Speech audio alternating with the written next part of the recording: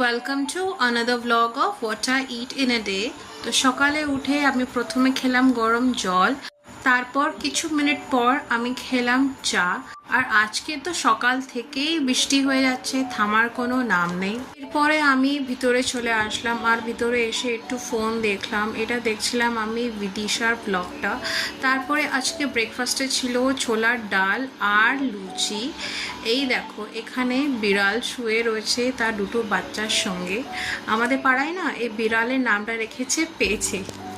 Breakfast করার পর আমি কিছু এডিটিং করলাম। এডিটিং করার পর আমি কারেন্ট অ্যাফেয়ার্সটা দেখলাম।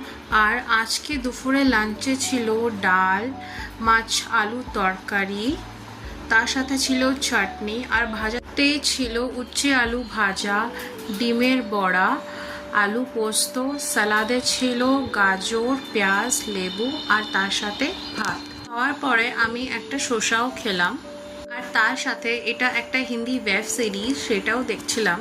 সন্ধেবেলার দিকে আমি খেলাম কফি, টোস্ট, আর পরে একটা চকলেট আইসক্রিম ছিল, তো সেটাও খেলাম।